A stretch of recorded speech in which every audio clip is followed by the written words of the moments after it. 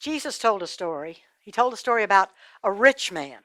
Now, this man had absolutely everything. He had a big house, he had food, he had beautiful clothes, he had lots of money, and he was mean, and he stole, and he cheated. He didn't think about anything but making money, never thought about going to the temple to pray.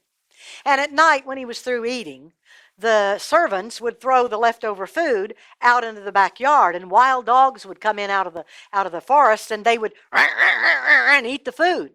But there was always an old beggar who came too. He had sores all over his legs, and the dogs would lick the sores. And the old beggar was not pushy. He didn't try to get in before the dogs had finished eating. He never stole food. He didn't lie. He prayed. He'd been a good man, but he was in bad, bad shape. And one night the servants went out to throw the food, and when they did, they peered into the darkness, and the old beggar wasn't there. And the servant came back in and he said, "Hey, guys, the old beggar wasn't here tonight. I bet he's sick. We probably ought to put some food in a bag and take it to him so he'll have something to eat." And the other servants said, "Oh, no, no, no. It's dangerous in the streets of Jerusalem. It's dark. There are robbers. No, he's okay. He'll be back tomorrow night."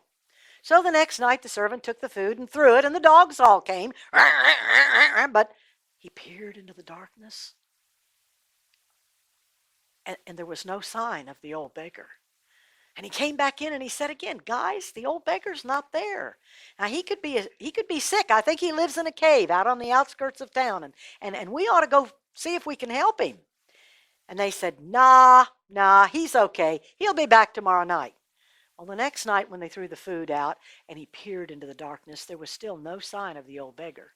And so he didn't say anything to the other servants. He just filled a bag full of food, and he left, carried a lantern with him, walked through the dark streets of Jerusalem, and when he got outside of the city wall, he looked way off in the distance, and he could see the fires of the leper camps, and he could see a cave. There are lots and lots of caves in Israel, and he went to the cave where he thought the old beggar lived, and he set the lantern down on a rock, and he said, "Hey, old man, are you in there?"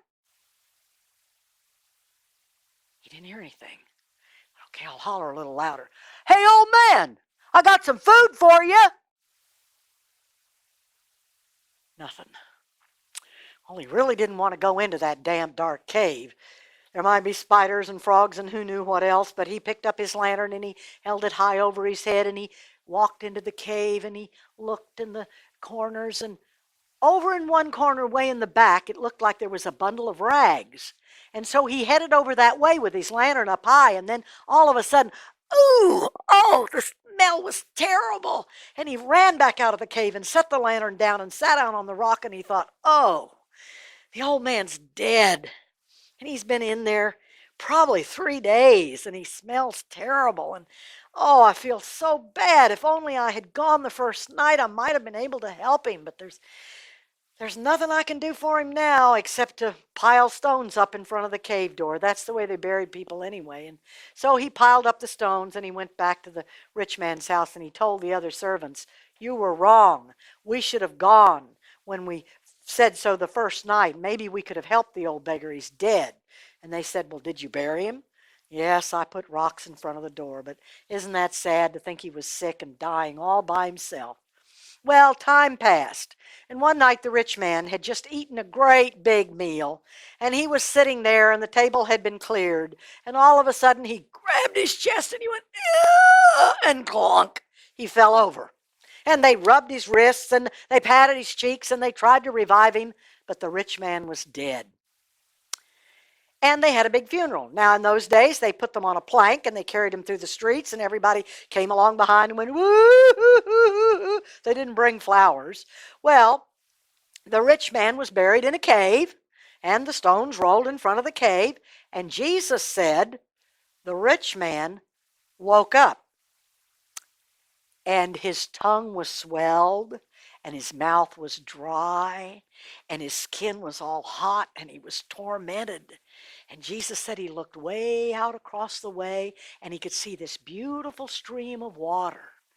And he thought, "Wait a minute, there's a palm tree, and that's Abraham. And that fella sitting underneath the palm tree, let me think, I know him. that's the old beggar. Yeah, that used to come to my door and eat with the dogs. And so he hollered, hey, Abraham! And Abraham walked over a little closer and said, yes, what is it? He said, Abraham, I'm hot, I'm thirsty, I'm in torment. I know that's Lazarus sitting over there under the palm tree. That's the old beggar that used to be at my house at night eat with the dogs. Could you tell him to please stick his finger in that stream and come over here and just put a drop of water on my tongue to soothe my thirst? And Abraham said, he can't do that. Well, why not? Well, walk a little closer and look down. So the rich man walked a little closer and he looked down, and there was this huge gap, a big, deep cavern that just went on and on. There was no bottom to it. And he said, oh. And Abraham said, you see, he can't come over there to you, and you can't come over there to him. And the rich man said, well, I don't understand. I don't get it. Am I going to be here forever? And Abraham said, yes. Well, why? Why is he over there underneath the palm tree in the cool where the water is, and I'm over here in torment? And Abraham said, don't you know? When you were down there on earth, you cheated and stole and never, ever thought about God. All you thought about was making money. So you've got your reward, and the poor old beggar, he didn't even get in front of the dogs when it went to eat, and he never stole, and he remembered to pray and think about God, so he has his reward. And the rich man said, wait a minute. I'm going to be here forever. Yes. I've got brothers and sisters down there, and my brothers are just as mean and wicked as I was. Now, I need to go down there and tell them they've got to clean up their act. I don't want them to come up here where I am. And so let me go down there and tell them. And Abraham said, oh, that's not necessary. They have preachers and priests and prophets. No. Forget that. I didn't listen to them, and they won't listen to them either. But if somebody came back from the dead, then they'd listen. And Jesus said, somebody's going to come back from the dead, and they aren't going to listen. Oh my goodness, kids. Just think how many people never go to church on Sunday, never say their prayers, never read their Bibles. And all they're really thinking about is making money. They don't think about God. You know what? I don't ever want to meet the rich man. Do you? But I do want to find the beggar someday. When I get to heaven, I want to look him up, because the beggar's in heaven. Right now today, the rich man's still in hell, and the beggar's in heaven. And if we don't listen to Jesus, then we're going to meet the rich man. But if we listen to Jesus, who did come back from the dead just weeks after he told this story, then we're going to be able to go to heaven where the beggar is. That's where I want to be, with Jesus and the beggar.